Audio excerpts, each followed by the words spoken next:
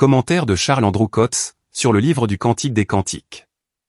Chapitre 1, verset 12, au chapitre 2, verset 1.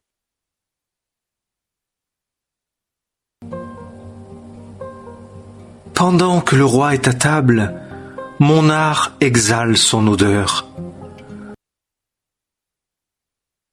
Au verset 12, nous passons à un autre sujet. Ce n'est plus maintenant, le berger et son troupeau, ni la préparation au combat. Nous nous trouvons dans le palais royal, où le roi est à table. L'Écriture nous a donné une idée précise, de l'abondance des mets qui garnissaient la table de Salomon. L'ordinaire de Salomon pour un jour, était 30 corps de fleurs de farine, et 60 corps de farine, 10 bœufs gras, et 20 bœufs de pâturage, 100 moutons outre les cerfs, les gazelles, les daims, et la volaille engraissée. Ces abondantes provisions, furent offertes au roi Salomon, et à tous ceux qui venaient à sa table. 1 Roi chapitre 4, versets 22, 23, et 27. Les mets de sa table, sont mentionnés parmi ceux qui touchaient profondément la reine de Saba, en 1 Roi chapitre 10, versets 4 et 5. Ici, le roi est à table. Il ne s'agit pas seulement de l'abondance qui s'y trouve, mais de la présence même de celui, qui personnellement entretient ses convives. Les choses les plus merveilleuses, sont mises à notre disposition, pour satisfaire tous les désirs de nos âmes. Deutéronome chapitre 12, verset 20. La farine apportée pour la table de Salomon, représente le Seigneur Jésus, dans son humanité sainte et parfaite. Il en est de même, de la fleur de farine pour l'offrande, au 2e chapitre du Lévitique. Les différents animaux nous parlent de lui, comme étant entrés dans la mort, afin de devenir une nourriture pour nous, et la substance de notre communion.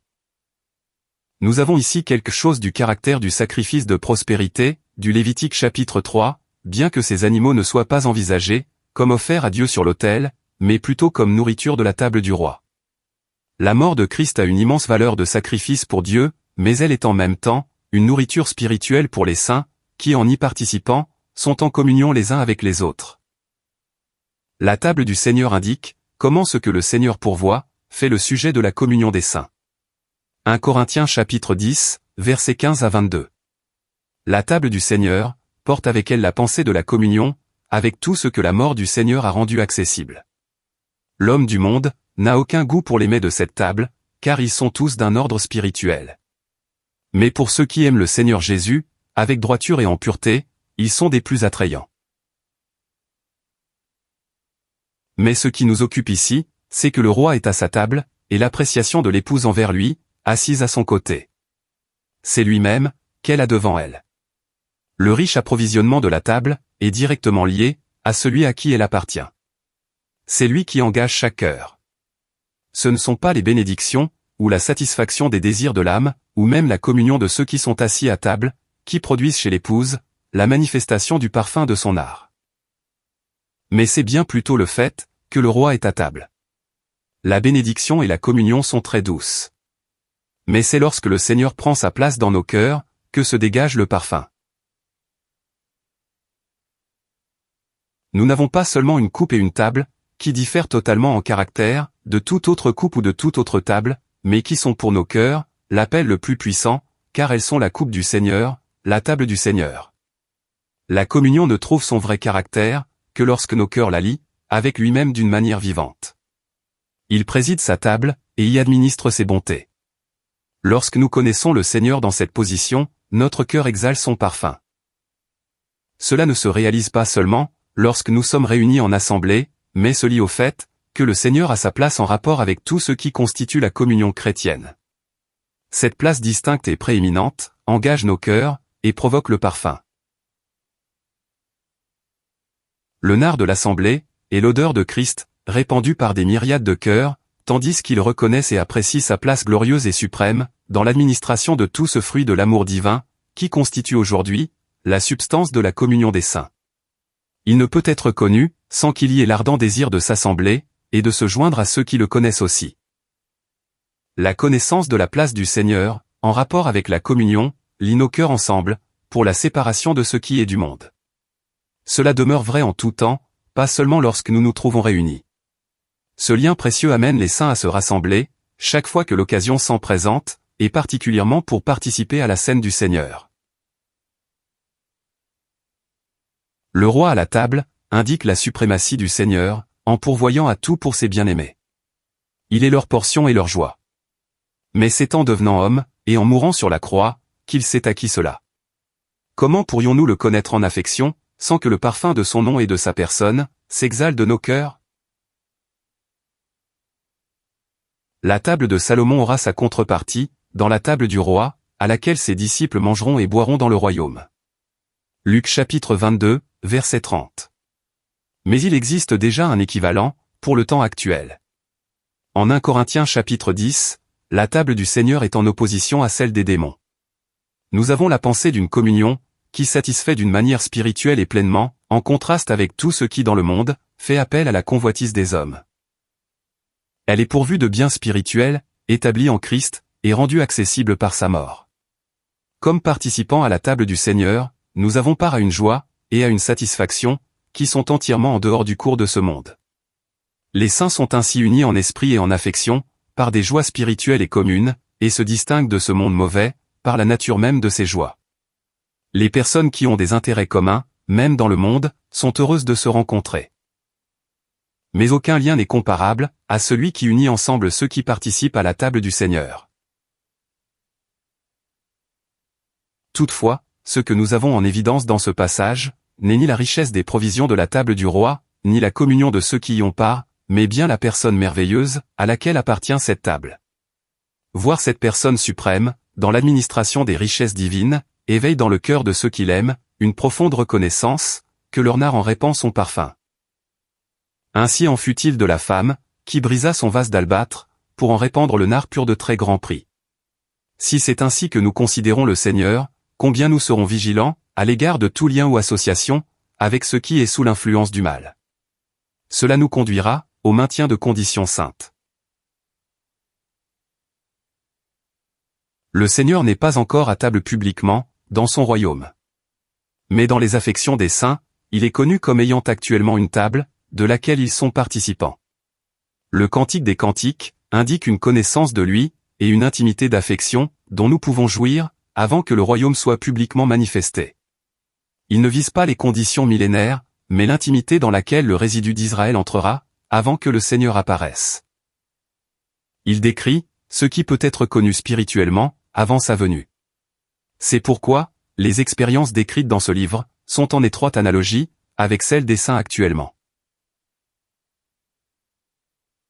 Comme admis à sa table, nous participons spirituellement, à ce qui sera introduit publiquement, lorsqu'il viendra. Il y a en cela une puissance, qui sépare entièrement de ce présent siècle mauvais, qui garde nos affections pour celui qui est à table, et qui nous prépare à manger la scène du Seigneur, avec justice et affection. Mon bien-aimé est pour moi un bouquet de myrrhe. Il passera la nuit entre mes seins. Le verset 13 est plus intime et plus personnel, que le verset 12.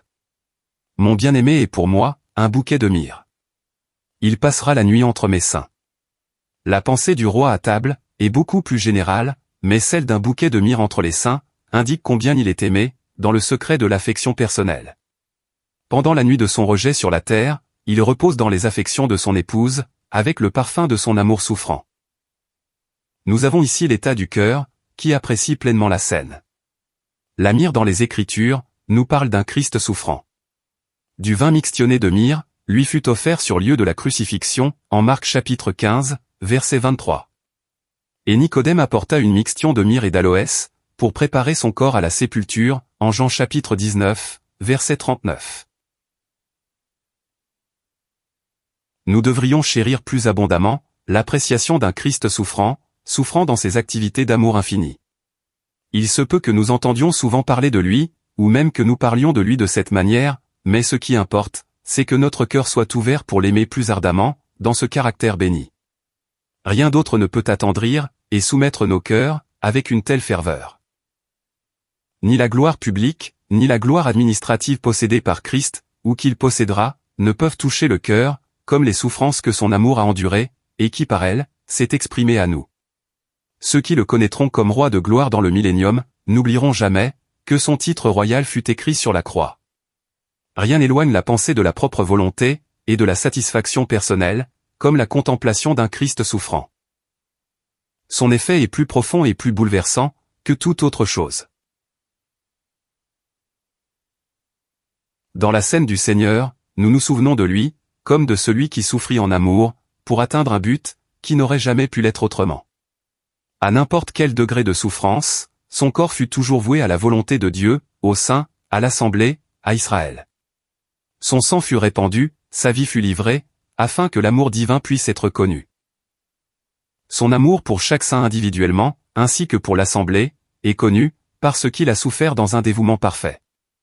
Contempler la grandeur des bénédictions qu'il nous a acquises, ou la gloire dans laquelle il est entré, ne touche pas nos cœurs aussi profondément, que de méditer sur le chemin de souffrance qu'il a parcouru. Les bénédictions acquises sont infiniment grandes, mais combien plus doux et plus profond est l'amour qui les a assurées. Combien les cœurs du résidu d'Israël seront touchés, lorsqu'après avoir passé par des souffrances accumulées, et presque accablantes sous le gouvernement de Dieu, ils verront que leur Messie, loin de Dieu, s'est identifié avec eux en amour, dans leur position de souffrance. Par amour, il porta leur peine, leur douleur, comme aussi il fut blessé pour leur transgression. Quoi de plus touchant, qu'Emmanuel, Jéhovah, le Sauveur, le Juste, souffrant par amour, afin de procurer la bénédiction à son peuple, et se l'associer à lui-même. Qu'il soit dit, lui-même a pris nos langueurs, et a porté nos maladies, et bien en rapport avec ces voix d'autrefois, desquelles il est écrit, dans toute leur détresse, il a été en détresse. Ésaïe chapitre 63, verset 9. Combien l'Esprit du Christ a développé ce précieux thème. Il a mis en lumière et témoigné des souffrances du Christ. Lorsque ce témoignage sera reçu, par la grâce de Dieu, dans le résidu souffrant, combien ils aimeront leur Messie, longtemps rejeté. Il deviendra le bien-aimé, et comme un bouquet de myrrhe, reposera dans son sein. L'aube n'aura pas encore paru, il fera encore nuit pour eux, comme il l'est maintenant pour nous. Mais tout au long de la nuit, il sera chéri dans leur cœur, comme un parfum de très grand prix. Quant à nous, ne le connaissons-nous pas à travers le même parfum d'amour souffrant? N'est-ce pas comme homme de douleur, que nous l'aimons? Lui qui pour nous s'est appauvri, lui qui a fait connaître l'intensité de son amour, en donnant son corps, et en versant son sang précieux. N'a-t-il pas été dans les souffrances, afin de pouvoir sympathiser avec les nôtres? Même en ce qui concerne les infirmités corporelles, il emporta dans son esprit tout le poids. Qu'il est doux de se rappeler, que le Seigneur prit ce chemin, pour nous amener dans la plus grande intimité avec lui. L'épouse en a conscience, c'est pourquoi elle désire le posséder, comme un bouquet de myrrhe entre ses seins. Elle est consciente de sa proximité. Elle comprend ce que son amour a dû souffrir, pour la posséder. Il n'est pas question seulement d'expiation, bien qu'elle ait été accomplie parfaitement, ce qu'elle sait, et ce qui la rend entièrement calme. Mais Christ a souffert, afin de lui donner une place d'association des plus intimes avec lui, et afin que la même, elle connaisse son amour et en jouisse. En prenant la scène du Seigneur, le privilège des saints, est de se souvenir de lui, comme de celui qui est entré dans la mort, afin que nous puissions connaître son amour de la manière la plus intime. Il porta nos péchés, béni soit son nom. Mais si nous pensons à cela, nous ne sommes pas occupés de ce qui se trouvait dans son cœur lorsqu'il l'a fait. Il nous voulait pour lui-même, pour le plaisir de Dieu, dans une éternelle intimité d'amour. L'épouse l'a compris, et l'a apprécié. C'est pourquoi, elle peut chérir la pensée de son amour souffrant, en rapport avec ses résultats bénis. Il prit ce chemin, afin d'être possédé par elle, et pour que lui-même puisse la posséder, pour sa pleine satisfaction, et pour la sienne. Quel réconfort pour le cœur de Christ, de voir les souffrances de son amour, portées dans nos cœurs, pendant la nuit de son absence, et de son rejet dans ce monde. Ce sera pour l'éternité, que son amour souffrant trouvera place, dans les cœurs des rachetés. Le bouquet de myrrhe ne perdra jamais son parfum. Lorsque la nuit sera passée, il sera encore là, et jusque dans le jour éternel de Dieu. Il est bon de considérer l'amour souffrant de Christ, non de notre côté comme pécheur, mais de son côté à lui, en rapport avec toutes les pensées de l'amour divin. Son amour suivit un certain chemin, afin d'atteindre un certain but. Et ce but était, que nous fussions amenés à une proximité des plus intimes avec lui, dans ses propres circonstances pour ainsi dire, là où l'amour se déverse sans empêchement, sans que la pensée du péché ne puisse nous détourner de lui. En figure, la Pâque indiquait comment par la mort de Christ, Dieu amènerait son peuple hors du monde, pour son plaisir. C'est ainsi que son amour agissait. Quand Israël était jeune, je l'ai aimé, et j'ai appelé mon fils hors d'Égypte. Osée chapitre 11, premier verset. Mais la rédemption pour le plaisir de Dieu devait avoir lieu, par les souffrances de l'agneau. Elle fut effectuée par l'amour souffrant, pour qu'en résultat, l'amour puisse se reposer, dans la pleine bénédiction de ceux qui en sont les objets. L'agneau fut manifesté, afin que le propos éternel de l'amour s'accomplisse. 1 Pierre chapitre 1er, versets 19 à 21. En participant à la scène du Seigneur, nous nous souvenons de celui qui descendit dans les profondeurs de l'abîme, afin non seulement de faire connaître le cœur de Dieu, et son propre cœur, c'est-à-dire l'amour de Dieu et son amour à lui, mais également pour que nous l'apprécions et que nous y répondions, dans une intimité bénie avec lui. Je crois que c'est à cela, que l'Esprit de Dieu voudrait nous conduire, tandis que nous pensons à Christ, comme à un bouquet de myrrhe entre les seins de ceux qu'il aime. S'il place devant nous ces précieuses réalités, méditons-les avec prière, afin qu'elles soient davantage connues, dans l'expérience de nos âmes. Nous nourrir de l'amour souffrant de Christ, sera la préparation aux souffrances, que nous aurons à rencontrer ici-bas. Ce ne sont ni les honneurs, ni les aises, que nous devrions rechercher, dans une scène où nous sommes appelés à être les compagnons d'un Christ souffrant. Mon bien-aimé est pour moi une grappe de henné dans les vignes d'En-Gedi. Le verset 14 amène devant nous, une autre pensée précieuse. Mon bien-aimé est pour moi, une grappe de henné, dans les vignes d'En-Gedi. En Orient, les femmes portent comme ornement, les fleurs de henné. Se souvenir du Seigneur, dans son amour souffrant, comme nous le faisons à la scène, nous prépare à le porter ici-bas, comme notre ornement distinctif. Aucun autre ornement ne devrait avoir d'attrait pour nous. Nous ne désirons pas être ornés extérieurement pour ce monde, mais plutôt exprimer Christ, pour le plaisir du cœur de Dieu. Ésaïe chapitre 4, verset 2. En ce jour-là, il y aura un germe de l'Éternel, pour splendeur et pour gloire, et le fruit de la terre, pour magnificence et pour ornement, pour les réchappés d'Israël. Ésaïe chapitre 28, verset 5. En ce jour-là, l'Éternel des armées sera pour couronne de beauté, et pour diadème d'ornement, aux résidus de son peuple. Spirituellement parlant, la seule décoration que nous puissions avoir, est celle de porter Christ quelque peu, et de le manifester. C'est ce que nous trouvons dans la grappe de henné. L'évidence est publique. Elle est le résultat de notre possession de Christ dans l'intimité, un bouquet de myrrhe entre nos seins. Le désir et l'espérance de Paul étaient, que Christ soit magnifié dans son corps. Si au lieu d'étaler ce qui est de la chair, ou de la nature, j'exprime en acte ou en parole quelques traits de Christ, je serai certainement orné d'une manière divine, et ne pourrai que m'en trouver heureux. Mais si c'est ma personne que je mets en évidence, je ne fais que semer, pour ne récolter que le chagrin. Les fleurs du henné ne se trouvent que dans les vignes. Lorsque Christ est amené en évidence, il y a une vraie joie spirituelle.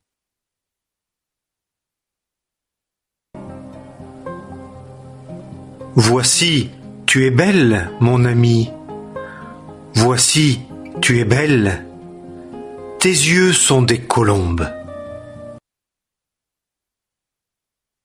Au verset 15, le roi reprend la parole. C'est une réponse aux paroles, que l'épouse fait entendre au verset 12 à 14.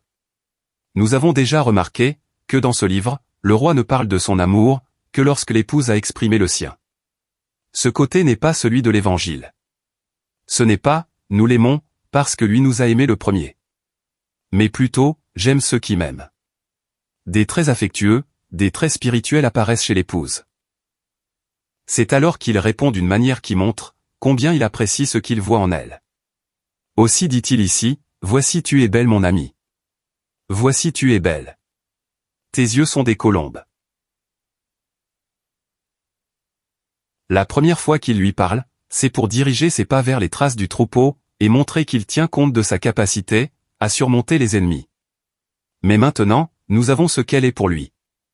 Elle est belle, et le trait particulier de cette beauté dont il fait mention, se trouve dans ses yeux qui sont des colombes. L'épouse a des perceptions spirituelles, et c'est ce qui la rend si attirante à ses yeux. Elle a exprimé la place que le bien-aimé tient dans son cœur.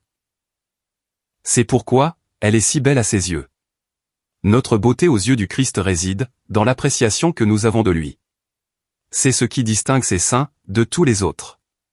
Il leur dit, « Et vous, qui dites-vous que je suis ?»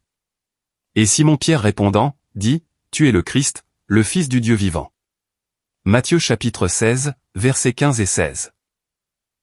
Nous savons que cette réponse était le fruit d'une révélation faite par son Père, et rendait évident que Pierre était un des matériaux spirituels, propres pour son assemblée.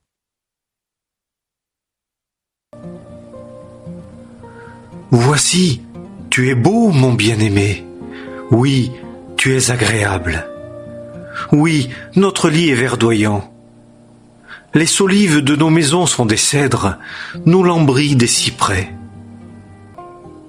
Je suis le narcisse de Saron, le lys des vallées. En entendant les paroles brèves mais précieuses du roi, l'épouse répond dans le langage des versets 16 et 17, du chapitre 1er, et du premier verset, du chapitre 2. Elle se trouve dans une proximité des plus intimes, bien que ses paroles à son sujet soient brèves. Voici tu es beau mon bien-aimé. Oui, tu es agréable. Elle ne s'étend pas sur ses nombreuses perfections, bien qu'elle le fasse plus loin, en parlant de lui à d'autres. Il est frappant de constater que son langage est plus bref lorsqu'elle s'adresse à lui, dans la joie de l'intimité, que lorsqu'elle a perdu sa compagnie. Elle semble alors plus communicative. J'ose dire qu'en cela, il y a quelque chose que nos cœurs sauront interpréter. Il est beau et agréable. Le cœur de l'épouse est rempli de ce qu'elle partage avec lui. Notre lit, nos maisons, nos lambris. Avec lui, on trouve le repos dans des conditions convenables, une intimité d'association, qu'on ne retrouve plus, après la première partie du livre. Au chapitre 3, l'épouse parle de mon lit, et au chapitre 5, elle est évidemment sur son lit. Mais combien les circonstances sont différentes, de celles où elle pouvait dire ici, notre lit. Au chapitre 3, verset 7, il est parlé de son lit, celui de Salomon, mais aucune allusion ne s'y trouve, sur le fait que quelqu'un le partagea avec lui. Mais ici, au verset 16 du premier chapitre, l'épouse peut dire, notre lit est verdoyant. C'est une expression d'association reposante avec lui, car le vert est la couleur qui embellit la terre, plutôt que ce qui est distinctement céleste. Cela nous suggère un repos dans l'intimité, et une affection mutuelle, goûtée dans une maison, où les solives, destinées à la réalisation d'un plancher, ainsi que les lambris, sont convenables pour cela. Le fait que les cèdres et les cyprès furent employés dans la construction du temple, donne la pensée que ces arbres représentent ce qui convient à Dieu. Ainsi nous pourrions déduire, d'après un roi chapitre 4, verset 33, que le cèdre a la prééminence parmi les arbres. Il est caractérisé dans d'autres passages, par la magnificence et l'excellence. En Ésaïe chapitre 55, verset 13, le cyprès est mis en contraste avec l'épine, dans les conditions millénaires. Car on peut y lire, au lieu de l'épine, croîtra le cyprès. Et en Ésaïe chapitre 60, verset 13, le cyprès apparaît, comme faisant partie de la beauté et de la gloire du sanctuaire de l'Éternel. Ainsi, les solives et les lambris, de cèdre et de cyprès, indiqueraient que l'intimité avec Christ ne peut être goûtée, que dans des conditions moralement élevées et excellentes, en harmonie avec la sainteté et la gloire de Dieu. Tout est soutenu d'une manière digne du bien-aimé, et de l'épouse qu'il chérit. C'est dans de telles conditions, que les affections mutuelles de Christ et de ses saints, peuvent être satisfaites. Et c'est aussi dans de telles conditions, que l'épouse peut dire, « Je suis le narcisse de Saron, le lys des vallées. » Premier verset du chapitre 2. Elle a conscience, qu'il n'y a rien en elle qui puisse la détourner de son amour. Elle possède la beauté de la plus belle des fleurs. Elle est consciemment libérée, de toute difformité et de toute inadéquation. Sa beauté réside dans l'appréciation qu'elle a de lui, car il vit dans son cœur, et il est sa beauté. Christ est tout pour le plaisir divin. S'il habite dans nos cœurs par la foi, sa beauté et sa valeur nous appartiennent. L'apôtre Pierre dit, « C'est donc pour vous qui croyez, qu'elle a ce prix. » 1 Pierre chapitre 2, verset 7. Nous sommes enrichis, revêtus de toute la valeur de Christ. Il n'y a ainsi aucune disparité entre Christ et l'épouse, car il est sa gloire, sa joie, sa beauté. Elle ne possède aucune autre beauté, ni n'en désire aucune autre. Le Dieu et Père de notre Seigneur Jésus-Christ, nous a rendus agréables dans le bien-aimé. Il nous a amenés dans une faveur sans limite, afin de le connaître, et de le maintenir dans nos affections, comme celui en qui nous sommes graciés. Là, aucune perfection de beauté ou de pureté ne manque. Et l'épouse, le cœur débordant, peut dire, je suis le narcisse de Saron, le lys des vallées.